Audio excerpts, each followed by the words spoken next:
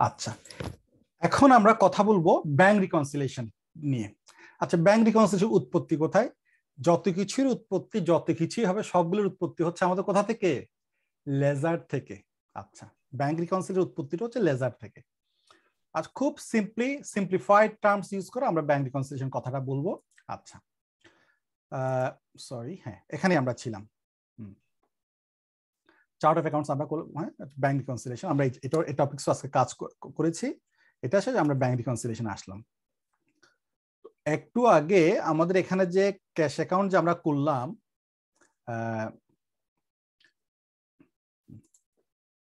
আচ্ছা আসেন আমরা আমাদের এখানে যে ক্যাশ অ্যাকাউন্ট বা ব্যাংক অ্যাকাউন্ট, ব্যাংক অ্যাকাউন্ট বা ক্যাশ অ্যাকাউন্ট যে আমরা করলাম,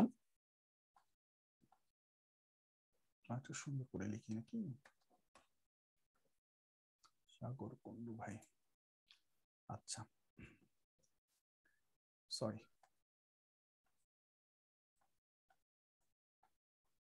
মূলত আমরা ব্যাংক অ্যাকাউন্ট বলছি, এটা ক্যাশ না, আসলে ব্যাংক অ্যাকাউন্ট। হ্যাঁ, আচ্ছা, অনেকে বাইরে গেছিলাম আর আসছেন এখন নাকি। আমরা যে ট্রানজেকশন গুলো আমাদের হলো, যে ট্রানজেকশন গুলো আমাদের এখানে হলো, এটা ডেবিট ব্যাংক অ্যাকাউন্ট, এটা লেজার আর কি, ঠিক আছে। তো লেজার, এটা এই পাশটা আমরা ক্রেডিট করলাম, এই পাশটা ডেবিট করলাম, তাই তো। আচ্ছা, এটা হচ্ছে ব্যাংক অ্যাকাউন্ট। তো যখন আমরা ক্যাশে পারচেজ সেল করছি, তখন আমরা কি বলছি? সেলস ডেবিট করছি ব্যাংক অ্যাকাউন্টে, তাই না?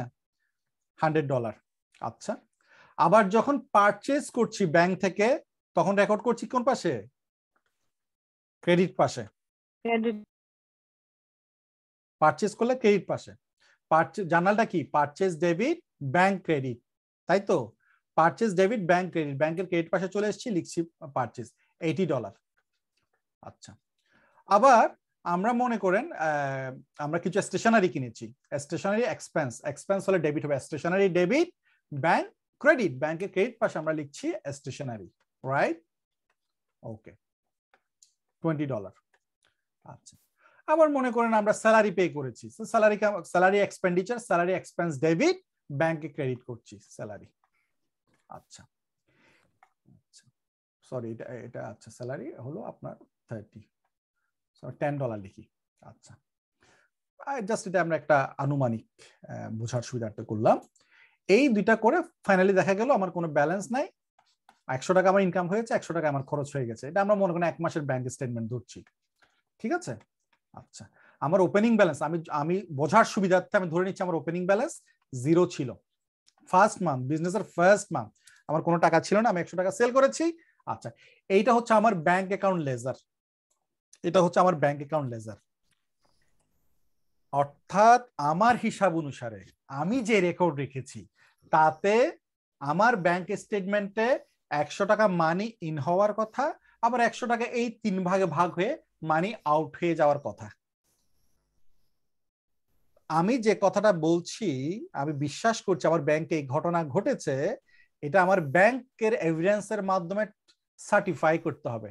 অর্থাৎ আমার রেকর্ড এবং ব্যাংকের রেকর্ড একই, এক্স্যাক্টলি একই হতে হবে। এই একই হওয়ার চেক করার যে প্রসেস, সেই প্রসেসকে বলে ব্যাংক রিকনসিলিয়েশন। কথা বুঝেছেন? আচ্ছা, তো ব্যাংক রিকনসিলিয়েশন প্রসেসটা কি ভাই? ব্যাংক রিকনসিলিয়েশন প্রসেসটা হচ্ছে খুব সিম্পল।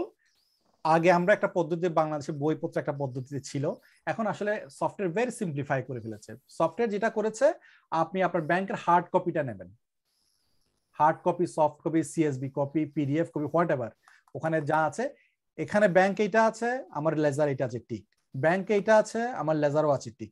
ব্যাংক এইটাও আছে, আমার লেজার আছে, টিক। এটা আছে, এটা আছে, টিক। এই আপনার হার্ড কপির সাথে আপনার সিএসবির সাথে যদি আপনার সফটওয়্যার কপি বা আপনার রেকর্ড মিলে যায়, ব্যাংক রিকনসিলিয়েশন ডান। এই প্রসেসটাকে বলা হয় ব্যাংক রিকনসিলিয়েশন। ব্যাংক রিকনসিলিয়েশন বিজনেসের কি পার্ট বলতে পারেন, 80% জব হচ্ছে ব্যাংক রিকনসিলিয়েশন। ব্যাংক রিকনসিলিয়েশন ছাড়া কোনো অ্যাকাউন্টের অ্যাকসেপ্টেন্স লেভেল কত কেউ বলতে পারবেন? 10%, 2%, 100% কত? কত পার্সেন্ট?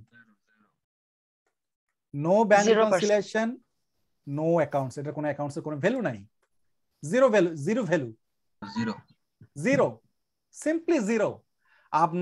আপনার ব্যাংকের স্টেটমেন্টটা আজকে কি মাস চলছে ভাই? মে মাস, 31 মে 2022, আপনার ব্যাংকের স্টেটমেন্টের ক্লোজিং ব্যালেন্স হচ্ছে জিরো, কথার কথা, বা 100, ব্যালেন্স $100। আপনার সফটওয়্যার কুইকবুক Xero বলছে $20, তার মানে ম্যাচ হয় নাই। এই অ্যাকাউন্টস এর কোনো কার্যকারিতা নাই। এই অ্যাকাউন্টস কোনো অ্যাকাউন্টেন্ট, কোনো বুককিপার নিবে না, অ্যাকসেপ্ট করবে না, কারণ ব্যাংক রিকনসিলিয়েশন ছাড়া কেউ কোথাও কখনো কোনোদিন অ্যাকাউন্ট সাবমিশন করবে না, না না, কথা বুঝতে পারছেন? তাহলে ব্যাংক রিকনসিলিয়েশন হচ্ছে কি প্রাইম কনসার্ন আপনার। লজিক খুব সিম্পল, আগে একটু ম্যানুয়ালি করলে একটু হার্ড ছিল, এখন সফটওয়্যার একেবারে ইজি করে ফেলছে, এটাকে খুব সহজ করে ফেলছে। সেই আপনার ব্যাংক সিএসবির সাথে আপনার পিডিএফ এর সাথে আপনার রেকর্ড মিলাবেন।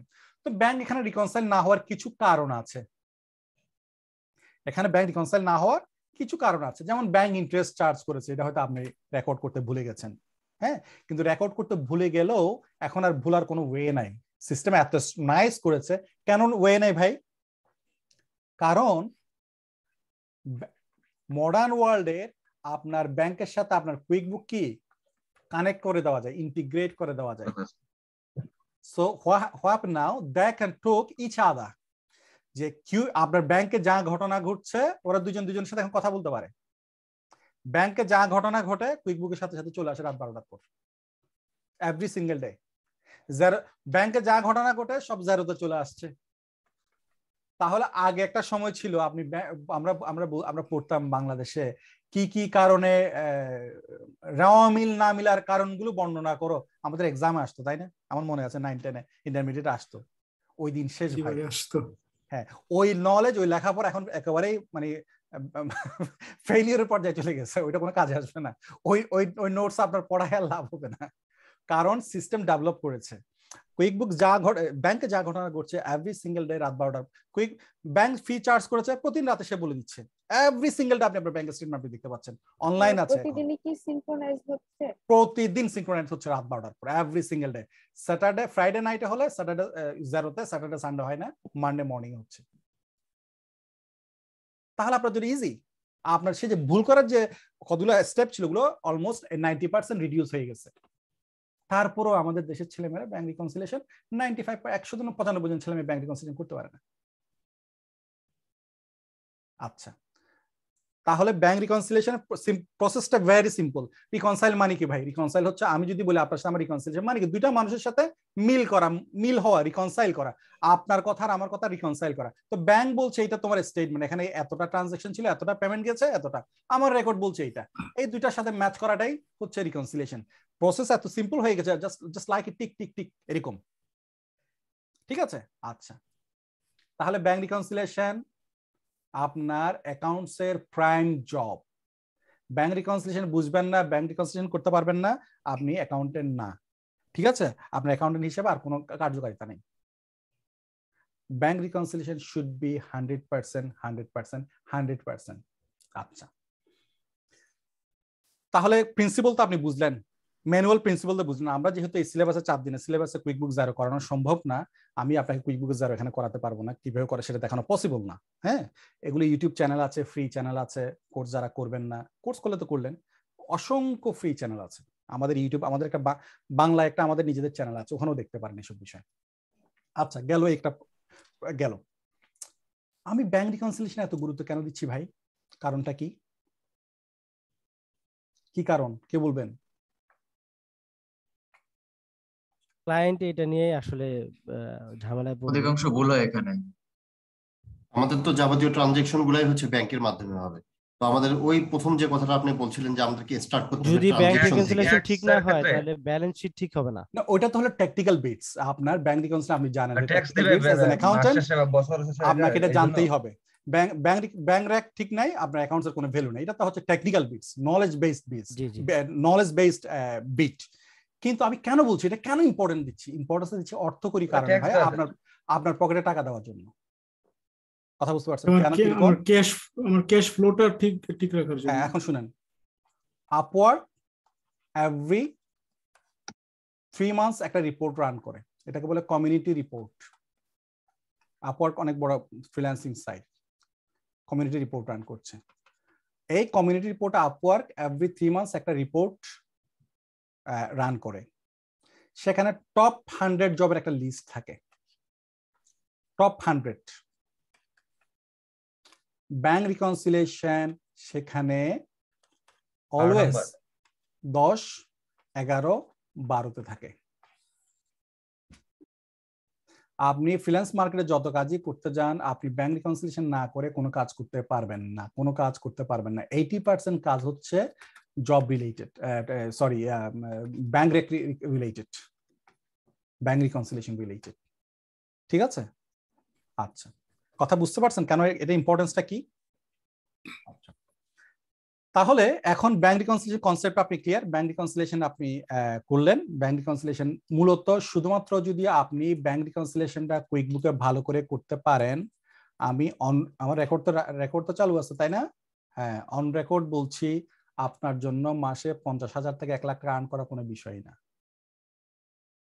এটা অন রেকর্ড বলছি আমি। ঠিক আছে? শুধুমাত্র ব্যাংক রিকনসিলিয়েশন যে আপনি পারফেক্টলি করতে পারেন। ঠিক আছে? আচ্ছা, তাহলে আপনি ব্যাংক রিকনসিলিয়েশনের প্রয়োজনীয়তাটা বুঝলেন, আসলেন। নেক্সট টপিক আসেন। এখানে কোনো প্রশ্ন করলে আপনারা করতে পারেন।